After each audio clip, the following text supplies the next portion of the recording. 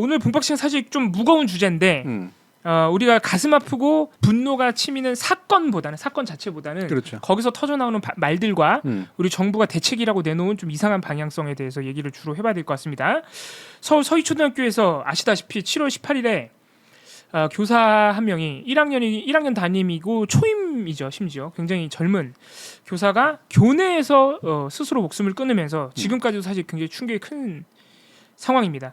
그래서 뭐 이 사건에 대해서 여러 가지 얘기가 나오고 있지만 일단 또 뭐 교수님께서는 사실 이 초등학교나 초중고는 아니고 그죠? 대학 강단에 서 계시지만 일단 이 문제가 굉장히 교육 현장에서 오래된 문제라고 하고요. 예를 들어서 악성 민원이나 아니면은 소송, 심지어는 학교로 찾아와서 폭언이나 폭력을 행사하는 경우도 있다고 하니까 일부 학부모들이 이런 교권 침해라고 일컫는 현상들이 굉장히 오래됐다고 해서 지금 이 서울 교사노조나 이런 교권단체에서 요구하는 당장의 대책들을 들어보니까 일단은 학교는 다른 기관들하고 다르게 민원 처리 제도가 없지 않느냐. 예. 지금 사실상 교사들에게 전부 다 전가되어 버려 있는 형태인데 예. 그것 때문에 너무 힘들기 때문에 학교 차원에서 뭔가 이 민원을 전담해주는 조직이 있어야 된다.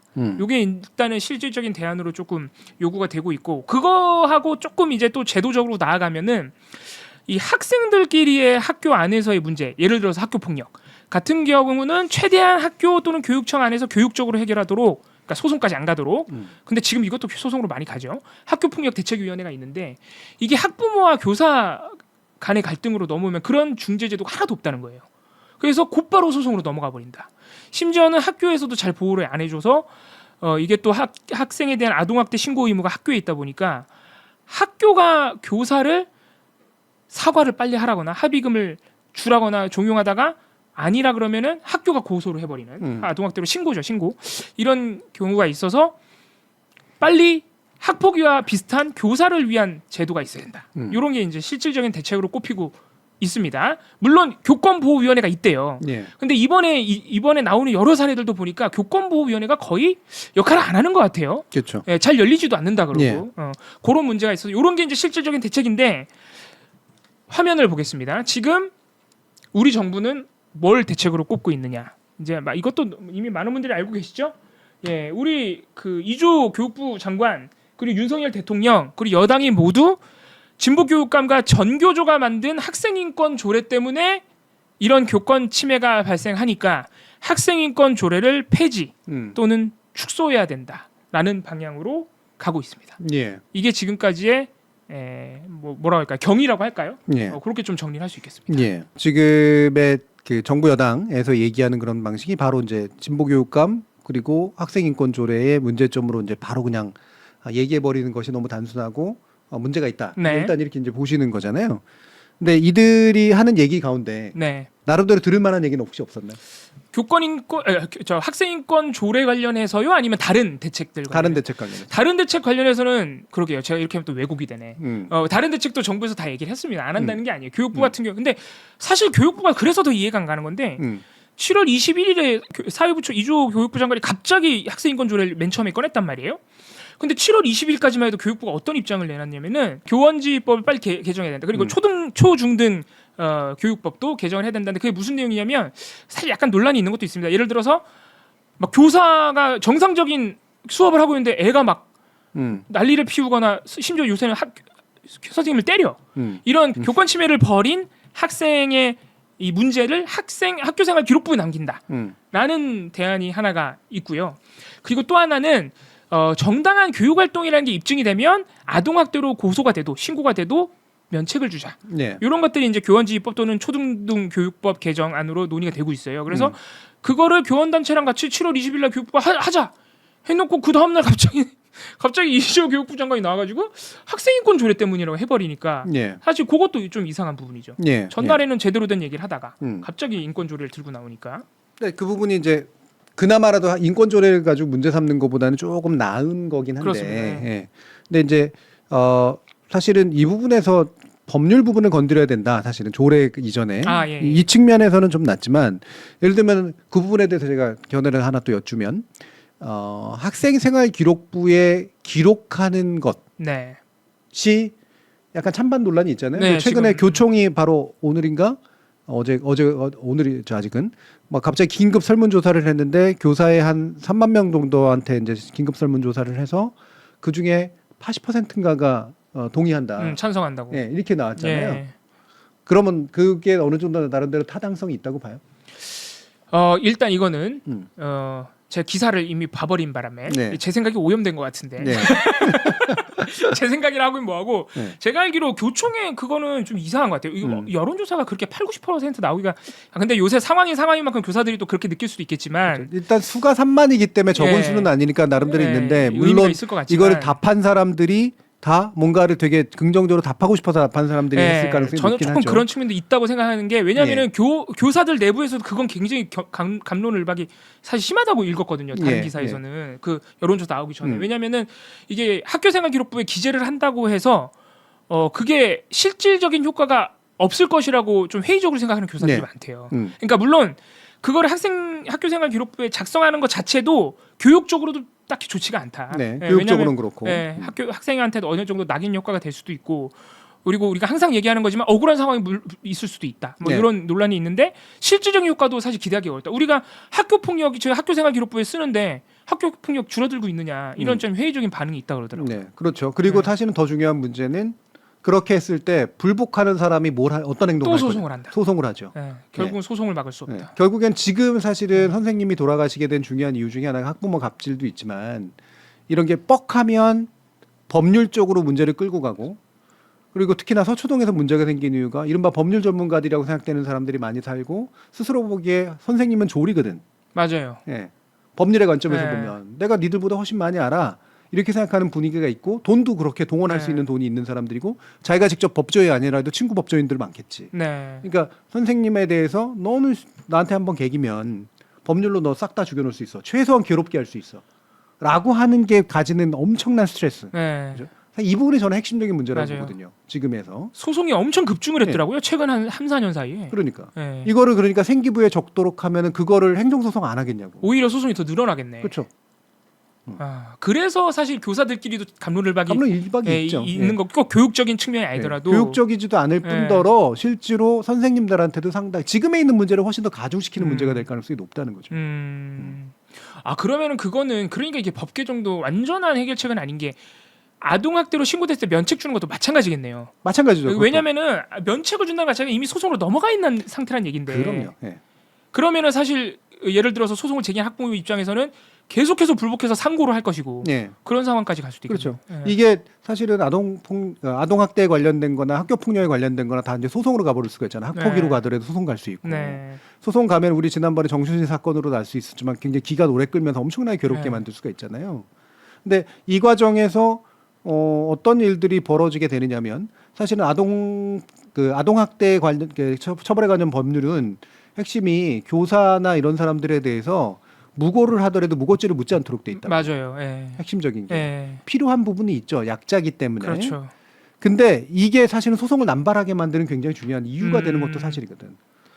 그래서 무고죄를 할 수 있도록 바꿔야 된다는 그 얘기도 나오는구나. 그렇죠. 그러니까 이 부분도 소송도 조심해서 하도록 만드는 게 좀 필요하다고 생각해요. 이런 소송은 어느 일방이 일방적으로 당하면 안 되는 거기 때문에 약간의 서로 쌍방간의 견질 수단을 줘야 될 거 아니에요. 그래서 소송을 하더라도 일방적으로 그냥 돈만 있으면 또는 법률 지식만 있으면 무조건 소송을 걸 수 있도록 만들어 놓은 소송을 촉진하는 제도죠. 오히려. 사실 이 부분이. 그러면 어떻게 보면 우리가 굳이 법 개정을 얘기한다면은 교사들의 무고죄로 소송을 할 수 있는 권리를 복원시켜 준 게 어떻게 보면 법 개정 중에서 그나마 좀 그러니까 상당히 심각한 네. 무고의 경우에 네. 무고의 경우에는 책임을 지도록 만드는 것도 좀 필요하다라고 보고요. 음. 또 한 가지가 이거거든요. 이제 무조건 검찰에 송치되도록 돼 있어요. 맞아요. 예. 맞아요. 예. 그러니까 상당히 높은 단계를 가고 검찰이 이걸 기소하는 방식으로 가겠죠. 예. 이 과정에서 엄청난 스트레스가 생기거든요. 예. 자기가 정말 잘못하지 않았고 대부분 사실 맨 나중에 이런 학폭 폭력이나 이런 거 갖고 아동학대 이런 거를 가더라도요. 대부분 소송건들이 실제로 교사에게 잘못이 없는 것으로 나타나요. 맞아요. 맞아요. 예. 대부분의 그 예. 재판들이. 물론 이거에 대해서 학부모들은 불만을 가질 수도 있겠지만 그렇죠. 이 정도로까지 판례가 쌓였다라고 하는 건 무조건 일단 걸고 보는 소송이 너무나 많다라고 하는 거예요. 근데 이게 몇 년 걸릴 수도 있고 아무리 짧게 걸려도 이 기간 동안 홀로 던져진 교사가 얼마나 많은 스트레스와 예. 얼마나 많은 좌절감에 빠지겠습니까? 그게 문제입니다. 이게 소송이 되면은 지금 사실 학교 교실 안에서 벌어지는 일에 대해서는 학교와 교육청이 교사에 대해서 아무 지원이 없대요. 지원도 없고. 예, 그래가지고 사실 2021년에도 우리는 모르지만 부산에서 비슷한 사례로 소송으로 인해서 스스로 목숨을 끊은 교사가 있어요. 그분 같은 경우에도 그 이제 소송 때문에 어떤 일이 발생하냐면은 소송을 당했다는 이유만으로 휴직이 됩니다. 학교에서 일을 못하게 해요. 그러니까 거기서 이미 경제적인 그 파급이 와버리니까 소송에 대처도 못해. 자연스럽게 돈이 없으니까. 그런 악순환에 빠지면서 스스로 목숨을 끊는 사례가 있더라고요. 법률 관계, 소송 관계는 전형적으로 권력적인 관계고 상당히 정보 비대칭 관계예요. 네. 그래서 이거에 끌려 들어가면 이걸 잘하는 사람과 잘 모르는 사람, 이걸 버틸 수 있는 돈이 있는 사람과 그렇지 않은 사람 사이에 감정적 격차가 엄청나게 심합니다. 아 그럼요. 네. 그러니까 당연히 그걸 하는 사람들은 이기겠다라는 목적 이전에 네. 아주 정확히 괴롭히겠다는 네, 거죠. 괴롭히겠다. 너를 꼼짝 못한 상황에 몰아넣거나 네가 평생 안 겪었던 일을 겪게 해주마. 왜냐하면 내가 그만큼 대단한 사람이거든. 너 나 잘못 건드렸어 임마. 이거. 그리고 검찰과 아까 무조건 송치되는 부분도 문제인 게 이게 경찰 단계도 마찬가지고 검찰이 특히 수사할 때 3월 달에 PD 수첩이 이 교권 침해 문제를 이미 한번 다뤘거든요. 네. 한번 보시면 진짜 큰 도움 되실 겁니다. 거기 나오는 거 보면은 이 검찰이 수사를 할 때 수사를 물론 다 그런 건 아니겠죠. 너무 대충 하는 거예요. 그러니까 학교와 학부모가 각자 낸 입장 또는 경위를 본 다음에 그 제3의 전문기관, 교육 전문기관에게 맡겨버립니다. 자문을. 그래서 거기서 아동학대가 맞습니다 해버리면 그냥 처벌해버려요. 그냥 당하는 거야. 네. 그러니까 이게 교사들이 또 그래서 원하는 게 소송을 넘어가면 일단 방법도 없지만은 그런 제3의 전문기관들이 예를 들어서 자문을 한다 또는 감정을 한다 그럴 때 범죄 여부를 제발 교육 전문가들이 와서 하게 해달라. 최소한 교육청 공무원이 와야 되는 거 아니냐. 그렇지 맞아요. 근데 그런 전문기관이 일단 전공자도 아니지만은 막 예를 들어서 행안부 공무원이 온대요 막. 아무도 모르는 왜냐면 그런 사람은 자문기관이 이제 공무원도 오고 국가기관도 오고 뭐 학교에서도 오고 이러니까 여러 사람들이 모이는데 최소한 교육청 공무원을 보내줘야 되는 거 아니냐 이런 호소를 또 하더라고요. 네. 그러니까 검찰 수사에서도 사실 이게 얼마나 또 제대로 물론 소송으로 넘어가는 것 자체도 사실 지금 문제지만 네네네. 수사도 좀 지금 이상하게 되고 있다 이런 네. 문제도 있는 것 같습니다. 그래서 이제 지금 잘못된 프레임, 전형적으로 잘못된 프레임은 학생 인권과 교권을 대립으로 보는 거. 네네. 그렇죠. 이게 이제 학생 인권 조례를 문제 삼는 방식이죠. 이건 제일 수준 낮은 이제 프레임이고요. 아 이건 정말 뒤돌아볼 가치도 없는 의견이라고 생각해요. 진짜 아까 보셨지만 장예찬 최고위원 같은 분의 이 발언 보면은 네. 그러니까 그다음에 두 번째 잘못된 프레임은 그러니까 지금 대책이나 이런 것들을 내는 게 교권 보호라는 관점에서 일부 면책, 뭐 예를 들면은 대응 어떤 수단 중에 하나인 생기부의 기록 이런 거로 쓰고 있다고. 맞아요. 네. 예. 자 그러면 사실 이 생기부 기록이라고 하는 것에 제가 볼 때는 이 아이디어의 본질은 교사에게 남아 있는 거의 유일한 권력이 뭘까요? 권리나 권력이 학생 평가하는 거. 평가죠. 평가 권력. 평가 권력입니다. 평가 권력. 음. 이거 외에는 없어요. 없죠. 네. 그나마 이 권위 때문에 학생들이나 학부모들이 약간은 숙이는 게 있는 거죠. 예. 실제로 이걸 문제 삼아서 문제를 만드는 사람들은 사실 상대적으로 소수고요. 아무리 이거 가지고 난리치고 그래도 실제로 대다수의 학부모라든가 대다수 학생들은 선생님한테 그렇게 함부로 못해요. 그렇죠. 네, 못하죠. 네. 저 사람이 날 평가하는 구조인데. 그러니까 우리가 서초구에서 이번 사건이 터졌다는 점도 약간 상징성이 그래서 근데 그걸 문제 삼고 문제를 일으키는 학생이나 그걸 문제로 만드는 학부모들이 독한 사람들이지. 그렇지. 굉장히 못된 사람들이고 굉장히 의도적인 사람들인 경우들이 굉장히 많고 그러니까 그게 굉장히 심각하죠. 예. 대충 하다가 많은 그런 정도의 문제가 아니기 때문에 이건 확신범들이거든요. 그러니까 사람이 이렇게 목숨을 잃게 되는 일들까지 생기고 구조적으로 문제가 생기는 거잖아요. 평가 권력 유일하게 남은 평가 권력을 좀 더 강화시켜 주는 거 해봤자 뭐 할 거냐고. 전반적인 권위가 무너졌는데. 맞아. 예. 그럼 이 권위가 왜 무너졌을까? 그런 게 무너진 이유가 뭐냐면 한쪽에 그러니까 이거 법을 이용해 가지고 괴롭힐 수 있는 권력이 너무 세진 상태인데 이거에 대항할 권리나 보호 장치가 없기 때문에 생긴 문제.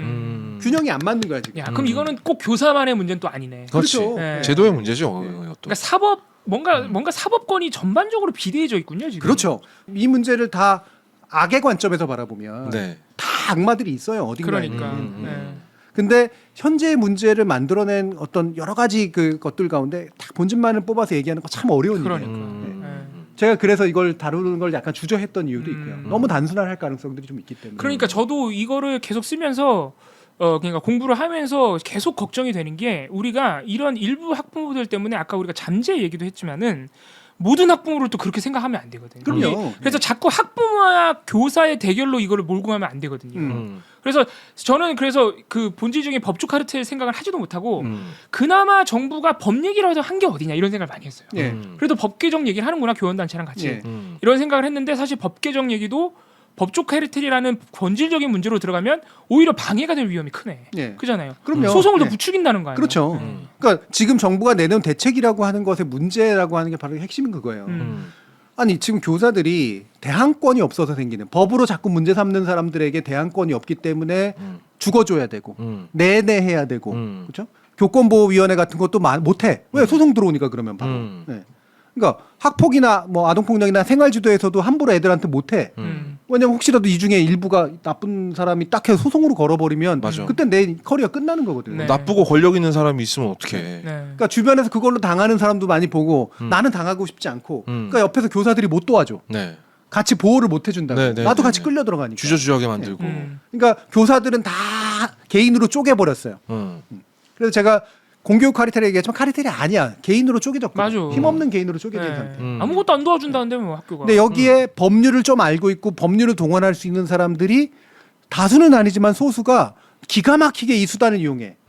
그래서 교육에 전반적으로 굉장한 칠링 이펙트를 만들어놨다.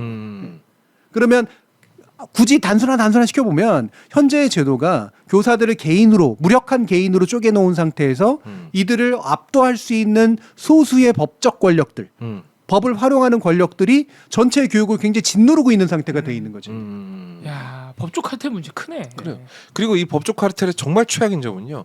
이렇게 해서 몇 번 성공 사례를 만들어 놓잖아요. 교사를 콱 찍어 눌렀다라는 사례를 만들어 놓잖아. 그럼 비슷하게 법조 카르텔에 없는 사람이지만 권력이 있는 사람 그렇죠. 따라하죠. 따라하죠. 네.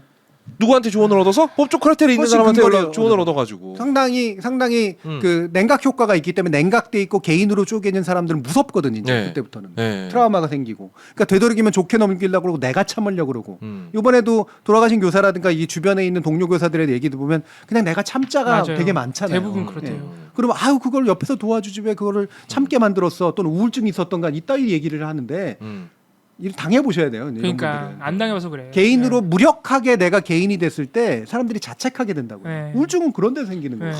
이게 정말 아니 그리고 네. 정말로 학교마저 돌아서 버린 상황에서 교사 개인이 사실 할 수 있는 게 뭐가 있겠습니까? 그러니까 이게 법조 카르텔이라고 이게 말씀을 해주시니까 또 이게 다 척척 들어봤는 게 그 일부 학부모들이 소송을 할 때 진짜 이 제도를 잘 알고 있는 게 본인들이 소송 안 한대요. 학교에서 신고하게 만든대요. 네. 왜냐 학교 의무가 있는 걸 아니까. 그러니까 학교가 못 도와주는 선을 넘어서 제가 아까도 말씀드렸지만 못 도와주는 선을 넘어서 뒤통수를- 그 권력이 있는 학부모 편에 서버린 거야. 그러니까. 예를 들어 교장이나 교감이 어. 빨리 사과해. 빨리 합의금 그냥 줘. 싫어? 그럼 너 내가 신고할 거야. 오히려 학교가 이렇게 돌아서 버린 경우도 있다는 거죠. 그게 어떻게 보면 이것도 법조 카르텔이 공교육을 눌러버린 현상인 거지. 그렇지. 교장 교감은 원래 그런 역할 하면 안 되잖아요. 안 되지. 공교육 선생님 카르텔을 보호해야지. 만들어야 되는 거 아니야. 그렇지. 원래는. 예. 근데 그 카르텔 안에서 감싸고 돌았다가 박살날 게 뻔히 눈에 그러니까 법조 보이니까 카르텔 편에 서버리는 거죠. 이쪽으로 서버리는 거지. 예. 야 이게 모든 게 설명이 되네. 야 이러니까 누가 선생님 하고 싶어 하겠습니까? 그렇죠. 예. 예, 이런 진짜 을 중에 을 정말 두드려 때리면 맞는 수밖에 없는 그런 정말 최악자가 돼야 되는데 그러니까 이거를 자꾸 이렇게 왜 몰지각한 학부모, 버릇없는 학생, 네. 그리고 그걸 방치한 네. 진보교육감의 인권조례 이런 식으로 얘기해 버리는데 네. 인권조례가 없어도 몰지각한 학부모는 언제나 있고요. 네. 도전하는 학생들 저 인권조례 없이 선생님들한테 맞고 살았을 때 네. 그때도 도전하던 네. 막무가내 학생들 많았습니다. 있었어요. 네. 그게 인권조례가 문제예요? 학생 인권이 전혀 없던 시절에도 막무가내로 나갔던 놈들은 언제나 있었습니다. 아 그리고 이것도 너무 짜치는 게요. 항상 이런 이렇게 뭐 진보가 뭐 했기 때문에 이렇다라는 말은요. 아이, 너무 사고 나고 한 2, 3일 있다 나와요. 그럼 그 안에 지네들이 만들어냈다는 얘기잖아요. 진짜로 평소에 문제라고 생각하고 있었다면 바로 나왔어야죠. 근데 2, 3일 있다가 나와. 그것도 대변인 통해서 나와. 뭐야 이게? 이게 우리 저번 방송 얘기했던 건수만 기다리고 있는 거죠. 네. 사실 사람이 죽은 일 가지고 자꾸 건수로 만드는 거야. 네. 수해 발생했을 때 오송 지하차도 참사 때도 한 2, 3일 있다가 갑자기 4대강 꺼내더니 그러니까. 이거 잘 보니까 4대강이랑 연결할 수 있겠네? 건수를 만들고 이번에도 마찬가지로 제가 온라인에서 듣는 말 중에 제일 마음에 안 들고 제일 어처구니 없는 얘기가 자꾸 민주당이 시체팔이 한다는 거예요. 이거 가지고? 아니 뭐든지 사람 죽은 일을 가지고 자꾸 정쟁에 쓴다는 거야. 근데 진짜 정쟁에 쓰고 있는 게 누구냐고. 그렇죠. 이런 식으로 하면 다 진짜 고인을 수단으로 삼아갖고 욕보이고 있는 사람들이 누구야 도대체. 그러니까 저는 이번에 민주당의 대응이나 이런 과정에서도 저는 문제가 있는 부분들이 꽤 있었다고 생각하고 특히나 민주당 쪽을 지지하시는 분들의 초기 심리나 초기 대응에는 좀 문제가 있었다고 봅니다. 요번에 학부모 걔네들 누구야? 하면서 소문 퍼진 게 뭐 삼선 의원이라며 이런 식으로. 그거 말씀하세요. 그건 잘못했죠. 그러니까 그게 국민의힘 계열의 의원이라서 문제가 생기고 민주당 의원에서 문제가 안 생기고 이런 게 아니잖아요. 그렇죠. 거기에 대한 분노의 계기는 있을 수 있지. 그게 권력의 한 틈을 보여주는 거니까. 네. 네. 그건 법을 활용할 줄 아는 권력자의 문제인 거지 특정 정파의 문제가 아니라고요. 그렇죠. 네. 그게 심지어는 어느 당인 게 확인이 됐다 하더라도 지금은 이제 허위라고 하지만 네. 확인이 됐더라도 문제는 그 정당이 문제가 아니라는 거지. 이를테면 네. 기다리고 있다가 그러니까 이거 누구니까 엄청 대단한가 보네 숨기네. 물론 그럴 수도 있어요. 실제로 이제 그거기 때문에 숨겨졌을 수도 있는 거니까. 네. 근데 그거는 우선순위가 낮아도 한도 끝도 없이 낮은 문제야. 결국은 굳이 말하면 이렇게 법을 활용할 줄 아는 자들이 이렇게 여기서 저기서 분탕질을 치고 있고 그러다 보니 전반적으로 교육 분위기는 굉장히 침체되어 있고 대항권이 없는 교사들은 무력하게 흩어져 있고 그러니까 여기에 힘도 없는 애들인데도 대드는 애들 생기고 별거 아닌 학부모인데도 갑질하는 사람 생기잖아요. 그런데도 못 대항하는 거야. 그러니까 심지어는 예를 들어서 뭐 학교 폭력 가해 학생들 쪽에 학부모들이 더 목소리가 높다거나 뭐 이런 네. 경우들이 있잖아요. 그러니까 악마적인 사람들이 딱 일부가 있거든요.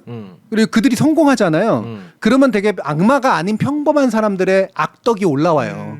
아 이것도 잠재. 이게 굉장히 중요한 거예요. 네. 네. 인간은 누구나 악덕과 미덕을 동시에 지내고 있는 존재이기 때문에 훌륭한 선구자가 미덕을 실현시켜주면 나도 같이 착하게 되려고 하게 돼요.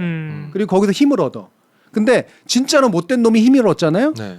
같이 악해지려는 사람들이 생깁니다. 그렇지. 예. 망둥어들이 뛰게 되는 거예요. 네. 대부분의 사람들은 갈대와 같으니까. 이게 잠재적인 망둥어들을 만들어내는 그렇죠. 아주 네. 확실한 네. 수모인 거죠. 그러니까 힘 있고 권력 있는 자들이 악용해서 이기고 있다라는 걸 보여주니까. 그리고 선생님들은 굉장히 힘이 약해져 버리니까 이걸 가지고 중간에 어중이 떠중이들이 들어와 가지고 이제 막 난리를 치는 상황들이 벌어지는 거죠. 그럼 이거를 가지고 권력자가 뭐 국민의힘만 권력자 있습니까? 그럼요. 잖아요. 그 권력이 뭐 정파만의 문제예요? 아니잖아요. 그러면 이것을 악용해서 남의 악덕들을 자꾸 키우려는 자들이 누구인지를 알아내야지. 이거 한두 명의 개인이 분명히 아니란 말이에요. 그러니까 이걸 집단화 시켜야지. 그러면 이 집단의 특성이 뭐냐? 저는 법적 카르텔이라는 특성이 있다고 봐요. 네. 그리고 거기에 플러스 해가지고 남은 어중이 떠중이들의 악덕을 활성화시키는 제도의 문제인 거지. 그러면 그렇지. 이 대항권이 아무렇게 없게 만들어 놓은 이 제도를 고쳐야지. 그러면 그렇지. 네. 그러면 그 권력의 핵심 집단들과 그들이 이용하는 제도적인 허점 이 두 가지를 묶어서 문제를 해결하려고 해야 되는 거죠. 그러니까 지금 정부 차원에서 또는 언론 보도에서 많이 나오는 이 대안으로 논의되는 담론 중에 하나가 좀 이 측면에서는 맞긴 맞은 게 학생 인권 조례와 관련해서 우리 사회가 그동안 이 법조 카르텔을 포함해서 거대한 권력의 교육 안에서 맞설 힘이 없는 자들이 이제 교사와 학생인데 우리가 그동안 학생은 진짜 힘이 없잖아요. 왜냐하면 교사한테도 옛날에는 한동안 맞고 살았잖아요. 학생들은. 한동안이 아니라 꽤 오랫동안. 꽤 오랫동안. 네. 그러니까 학생 인권에 대해서는 그나마 우리 사회가 좀 민감해졌는데 교권은 계속해서 오랫동안 공백이었다. 이거는 그런 측면에서는 일리가 있는 말 같아요. 근데 지금 정부의 태도는 문제가 뭐냐? 그러면은 교권도 법조 카르텔에 맞설 힘을 키워주는 방향으로 가야 되는데 힘이 없어? 그럼 학생도 힘을 없애자. 제 느낌에는 이거 잘 안 통했어요. 제 느낌에 학생 인권 조례를 물고 늘어진 게. 안 되겠지. 예, 잘 안 통한 게 물론 지금 교육감 중에 한 절반인가요? 절반은 이제 이른바 저들이 말하는 이제 진보 교육감이기도 하고 그리고 또 조희영 교육감 같은 경우에는 작년부터 이미 교권 보호 조례를 하려고 그랬어요. 이미 추진을 하고 있었더라고. 이 문제가 심각하다면 이미 안 거야. 그래서 그거를 추진은 이제 서울시 의회가 안 받아줘가지고 사실 못한 건데 그런 측면에서 봤을 때는 이미 논의가 어느 정도 되는 부분도 있었고 진보 교육감들이 잘 안 받아주고 이런 측면도 있고 이게 여론도 잘 안 받아준 것 같아요. 그래서 그 보도량이 급격하게 줄어듭니다. 이 학생 인권 조례와 관련해서. 너무 말도 안 되는 얘기니까 그렇지. 그런 측면도 좀 있는 것 같아요. 갑자기 그 얘기를 왜 갑자기 왜 학생 인권 얘기를 하지? 이런 거에 약간 관심 없는 대중들도 조금은 이상하게 받아들이지 않나 이런 생각이 좀 듭니다. 예, 저는 사실 그 부분도 그 보도가 이제 일부 나가니까 또 이제 현 정부나 현 여당에 대해서 반대 입장을 가지고 정책 입장을 가시기는 봐라 또 서울시 의회가 이것도 막아 나선 거 아니야? 지들이 그래놓고 그러면서 또 되게 활성화가 돼요 또. 근데 이것도 저는 문제라고 봐요. 이거는 굳이 말하면 어떤 걸 공박하는 거냐면 이들이 좌파 교육감의 문제고 학생 인권 조례의 문제야라고 얘기하는 국민의힘의 논리가 자승자박의 논리가 됐다라는 걸 보여주는 사례에 불과하지. 그렇죠. 예. 그러니까 니들이 이 문제를 만든 거야는 아니에요. 아니 그렇게 가면 안 되지. 예. 예. 그러니까 국민의힘이 이 문제를 만든 것도 아니고 민주당이 이 문제를 만든 것도 아니에요. 이거는 어느 정도 막 하다 굴러다 보니까 어떤 일들이 벌어지냐면 지금까지 지금 그 아까 보니까 교권 보호법이라고 하시는데 보호법은 아니고 교권 보호위원회가 소집돼서 가해자 선생님이 도망가 버렸는데 그 꼴을 보고 학부모는 그럼 어떤 대안권이냐라고 물어보신 분이 있었잖아요. 이걸 알던 학부모는 소송해 버렸죠. 그렇지. 예. 예. 그래서 괴롭힐 수 있겠지. 네. 근데 모르는 분들은 당하는 거야 그럼 또. 그렇지. 왜 교원 보호에 어떤 관련된 그 위원회가 말 그대로 자기들끼리 보호하는 대로 활용될 수도 있을 거 아니에요, 그렇죠? 네. 당연히 그런 악용될 가능성이 수 있다는 있습니다. 거죠. 예. 그렇죠? 악용될 수 있는 가능성과 반대쪽에서 또 이걸 악용할 수 있는 가능성이 부딪히고 있잖아요. 근데 객관적인 어떤 현재까지의 기울어짐으로 보면 교권을 보호하는 위원회가 활성화되고 작동돼서 실제로 피해자인 교사를 보호하는 경우보다 사실은 그렇게 피해를 많이 입지 않은 아이들을 보호하는 소송의 어떤 거리로 쓰여버리는 경우들이 훨씬 더 많아요.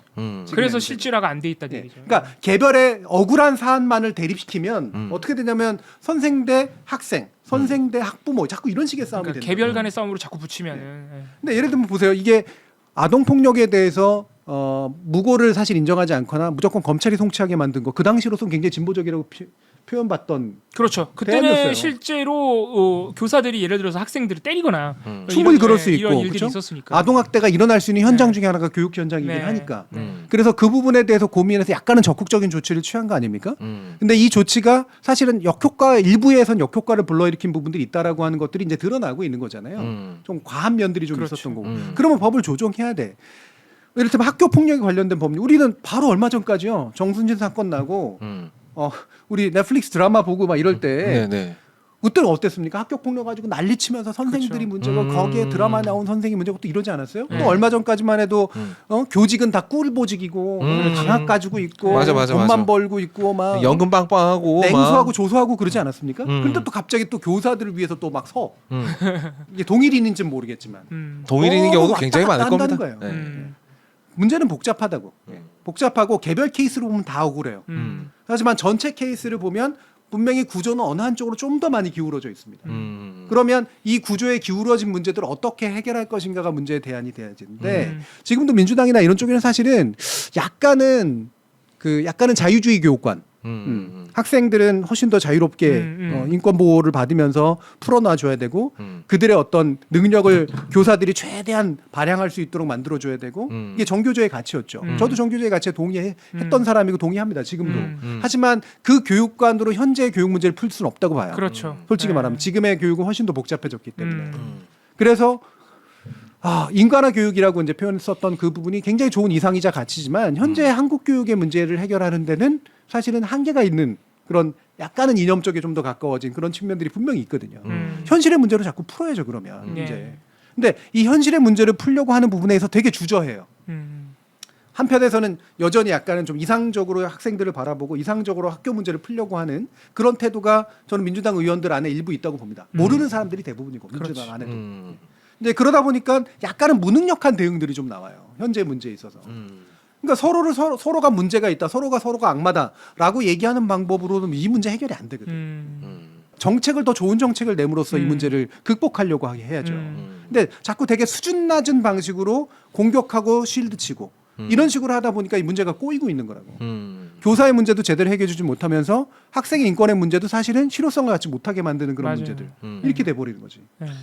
와, 되게 어렵다. 그러니까 이게 좋은 제도를 만들면 되는 겁니다. 아까 개별 사례로 하면은 우리가 문제를 근본적으로 해결하기 어렵다고 말씀드린 것도 결국에는 소송으로 넘어갔을 때의 문제. 그렇죠. 이게 네. 우리 사회의 교육뿐만 아니고 모든 문제를 일으키는 좀 근본적 차원으로 말씀드린 건데 아까 교권 보호위원회 열었는데 선생님이 도망가 버렸다. 어떻게 해야 되냐. 이런 사례 같은 것도 사실은 똑같은 문제인 거예요. 왜냐하면은 선생님이 아동학대를 했다고 생각하는 학부모들 조차도 지금 교권을 보호하기 위해 그런 상황에서 억울하게 아동학대를 당했다는 선생님들을 보호하기 위한 제도가 없는 게 아동학대를 당했다고 생각하는 학부모들까지 사실 힘들게 만드는 거예요. 왜냐하면 그렇죠. 아동학대를 당했다고 만든 학부모 중에 다수는요.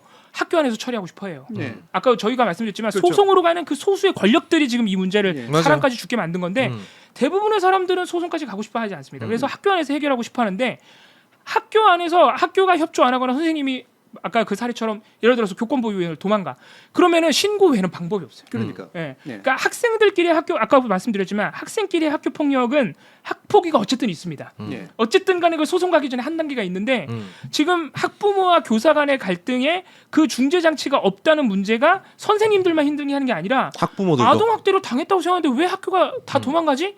이렇게 느끼는 학부모한테도 결국은 소송 아니면 신고를 하게 만들어요. 그 중간 장치가 하나 있는 게 학부모들한테도 좋다는 거죠. 그냥 억울한 개별 상황을 당하고 있는 학부모들한테도. 그러니까 약간 이런 식으로 좀 논의가 돼야 되는데 지금 교수님 말씀하신 대로 사실 여야가 생각해 보니까 아 이거 학생 기록부에 기재해야 돼 막 이런 얘기만 하고 있는 거는 결국은 조금 또- 그런 측면이 있네요. 왜냐면 부족한 측면이 있네요. 그러니까 사실은 저는 이 문제를 굳이 아까 제가 애써서 단순화해서 법적 카르텔이 공격을 누른 거다라고 얘기를 단순화시키면서 한 이유가 법률 수단을 더 많이 가지고 있을수록 유리한 상태가 돼버렸다는 거예요. 현재 상태라는. 네네네. 근데 저는 이거를 해결하는 방법은 사실은 이게 가능한 덜 법률화하는 게 맞다고 생각하거든요. 이상적으로는. 왜냐하면 교육의 영역은요.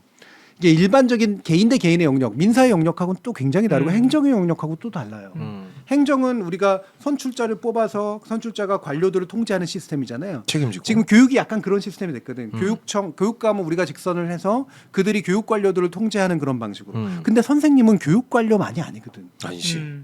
이게 고육 공무원이긴 하지만 교육 관료라고 부르기는 좀 그렇지. 어려운 면이 있어요. 왜냐하면 직접 학생들 그것도 약자고 어린 학생들을 직접 만나는 어른이라고 하는 교육자라고 하는 되게 독특한 지위를 가지고 그렇지. 있단 말이에요. 그러니까 한편으로는 권위도 많이 가져야 되지만 이 권위를 남용할 수 있는 되게 모호한 존재라고. 네. 그러네요. 네. 그러니까 굉장히 어렵단 말이에요. 맞아요. 그래서 이거를 사실은 교육 자체 이상 속에서는 이 교육 자체가 그거를 소명의식을 가지고 있는 교사가 충분한 권한과 권위를 가지고 학생들을 다 돌봐주면서 동시에 학생들을 훈육도 하고 키워내고 학부모나 이런 사람들을 위탁하는 거지. 내가 그냥 학생들하고 써가지고 막 1대1로 싸워서 권력 얻어내고 막 소비자처럼 돈 준 만큼 따내고 이런 식당에서 식당 주인하고 싸우는 관계가 아니라는 거죠. 우리는 위탁하는 것, 위임하는 거예요. 내가 가르쳐야 되는데 내가 가르칠 수는 없으니 당신들이 가르쳐 주세요. 또 보육하고도 달라요. 보육은 나 대신 보살펴 주세요지만 내가 이거 못하는 거예요. 교육은 누군가가 시켜줘야 돼요. 가르치는 거, 말 그대로 가르치는 얘기니까. 아 그러고 보니까 교사 한 명한테 지어진 짐이 너무 아, 많은 진짜 것 같습니다. 굉장히 많죠. 행정 네. 업무만 해도 엄청나대요. 행정 업무만 해도. 아, 원래 네. 학교에는 행정실이 항상 있기는 했었는데 근데 또 요즘에는 다 학부모들이 다 SNS로 개인 연락을 해버리니까 이게 행정실 한번 거치기도 좀 이상하잖아요. 네. 원래는 개인 연락이 요즘 안 되게 돼 있다라고는 하는 난 충분히 뭐 그 할 수도 있는 방법들이 아, 좀 이미 있으니까. 다 네. 계약 첫날 그 네. 쫙 돈대요. 이번에 그 고인 같은 경우에도 휴대폰 번호를 알려준 적이 없는데 예, 수십 통의 전화를 걸어온 게 또 심리적 압박이 된 것으로. 그러니까 이게 어쩔 수 없이 그래서 법률화되는 면들이 있거든요. 그러니까 예전에 이상적인 교육 자치와 교사의 어떤 소명 의식을 기대하기는 되게 어려워져 버렸어요. 학생들도 예전처럼 선생님의 그림자도 안 받는 상태가 되긴 굉장히 어려워졌죠. 저는 학부모도 내가 아무리 학력이 높고 권력이 많고 돈이 많더라도 내 아이를 맡긴 선생님한테는 선생님으로 대접하는 게 여전히 맞다고 저는 생각을 합니다. 어려워해야 된다고 생각을 해요. 나보다 아무리 어리고 막 그래도 요즘 안 그렇거든요. 학부모들의 태도라든가 이런 게. 네. 이거를 그러면 낭만주의로 돌려가지고 해결할까? 못하죠. 안 더 이상. 되죠. 네. 의식이 깨버렸는데. 네. 예. 그러니까 법률 의식이 생기고 권리 의식이 생겨버렸기 때문에 이 법률을 제도를 그러니까 자꾸 정교하게 만들 수밖에 없어요. 그러면 대항권이 없으면 대항권을 만들어주고 네. 중재 기능이 없으면 중재권을 만들어주고 그래서 어젠가 저기 열린 토론 할 때 그저께구나. 한 선생님이 그 교수님께서 이런 얘기를 하셨는데 모든 정책은 예산하고 인력이 없으면 다 거짓말이라고. 아 맞는 말이다. 진짜 맞는 말이다. 이게 핵심입니다. 요번에 나온 정부 정책 이런 거 다 예산 인력 안 들어가는 정책. 그러니까 법 개정한다는 거 학생 기록부에 쓰게 해주자 이런 거는 하나도 안 들어가잖아요. 그러니까 선생한테 더 짐을 얻는 것뿐이 네. 불과해. 일만 시켜, 일만. 권력금을 주는 거 회초리 하나 주는 것 같지만 더 짐을 얹은 거예요. 와 그럼 또 그러네. 그것 때문에 또 압박 들어갈 수도 있겠네. 당연히 그렇죠. 소송 더 많이 들어오죠. 더 많이 들어오겠네 진짜. 네. 저 악의적으로 학생기록부에 뭐 잘못 써줬다. 훨씬 이런 더 식으로. 많이 들어오죠. 너무 꼬투리 잡기 너무 좋은데. 예. 그러니까 자꾸 기구를 만들어 달라 그런 거니까 선생님. 그렇죠. 그게 인력과 예산이 투여되는 거니까. 그러니까 중재 기능을 중재 권한을 학교에 부여를 하든가 거기에 물론 외부 전문가들이 참여하게 그쵸. 만들고 현재도 뭐 위원회들은 그렇게 네, 만들어져 맞아요. 있지만 작동을 안 하는 거잖아요. 음. 작동하도록 만들어 이거 인력하고 돈이 필요합니다. 그리고 학부모의 민원을 직접 교사가 처리하지 않도록 만드는 거 인력하고 돈이 맞아요. 필요해요. 그게 실질적인 대안들이. 게다가 학교 폭력을 선생님이 이렇게 말리지 못하거든요. 신체 학대가 될 수 있기 때문에 예. 그러면 사법적 판단권을 가지고 있는 사람 학교에 상주해야 돼요. 경찰관이 맞아. 물론 이게 교육적 기능이 그럼 사라지니까 이 음. 경찰관이 경찰 못 쓰고 앉아 있으면 안 되니까 학교 경찰을 만들어야지. 그러면. 예. 스쿨 폴리스를 만들어야 되는 거야. 그러면 어느 정도 교육적 소양도 갖추고 있으면서도 예를 들어 단죄할 수 있는 사법적인 권한까지 가지고 있는 사람들이 상주해야 돼. 선생님이 말리고 있는 게 아니라 이것도 인력과 돈이 들어가요. 아 그러네요. 이거 확실하게 인력이 많이 들어가겠어요. 아니 이런 데다 돈 안 쓰고 뭐 하는 겁니까? 뭐 하는지는 내가 잘 알고 있지. 그러니까 민원 처리, 그다음에 서로가 대항할 수 있는 법률적인 어떤 지원, 그렇죠? 그다음에 중재 기능의 복원, 그다음에 어느 정도의 개입 권한을 가지고 있는 어떤 인력들의 존재 이런 것들이 들어가야 이 문제를 그나마 합리적으로 해결할 수가 있어요. 어느 쪽의 권리를 뺏지 않으면서. 그리고 그게 또 정답인지도 지켜봐야지. 아, 예. 예, 왜냐하면 그럼 또 다른 문제가 또 생길 테니까. 하지만 적어도 이 정도 인력과 돈을 써서 문제를 해결해야 된다고. 상당 부분 인력과 돈을 쓰면 상당 부분 해결됩니다. 맞아요. 근데 확실한 건 이거죠. 인력과 돈을 써서 해결이 안 될 수도 있어요. 하지만 인력과 돈을 쓰지 않으면 전혀 해결이 되지 전혀 않아요. 해결이 되지 않죠. 아예 근처도 못 간다는 네, 거지. 자꾸 이거는. 둘의 싸움으로 만들어 버리니까. 이게 그럼 인력과 돈을 가진 쪽이 이기지 당연히. 여야가 왜 저는 참 이상했어요. 법 개정 논의를 하면서 교사들이 요구하는 중재기구 설치에 대해서는 왜 여야가 논의를 안 하지? 이 생각이 되게 이상했는데 생각해보니까 돈 쓰기 싫은 거네. 돈 쓰기 싫은 거예요. 돈 쓰기 싫은 거네. 돈 쓰기 싫은 이거 더 결국엔 법도 따로 다시 만들어줘야 되고. 맨날 지금 초중등 교육계 이제 예산 되게 많다. 왜냐하면 이제 실제로 일정 예산, GDP 몇 %를 함께 포함하도록 있고 교육세 있고 그러니까 실제로 많죠. 그랬더니 대학생들한테 떼어가지고 주겠다며. 맞아. 무슨 이상한 뭐 대학 하나 만들어가지고. 아니, 글로컬 대학인가? 세금 거는 거 다 어디다 쓰고 여기서 떼서 여기서 거기 받고. 초중등학교는 돈이 너무 뭐 넘쳐들어서 막 마치 보도블럭 갈듯이 막 노트북 갈아주고 막 이런다고. 네. 일부에서 그런 사례가 있었겠죠. 그거 가지고 또 예산 넘친다 그래. 무슨 소리야? 그 예산 쓸 때 많아요. 그러니까 이런 데 여러분들이 안 아이 키우고 교육에 위탁시키려면 돈을 써야지. 우리 예산 쓰게 하면 돼요. 교권지휘법을 빨리 개정해. 교원지휘법. 교원지휘법. 교권지휘법이 아니죠. 예. 교원. 큰일 났다.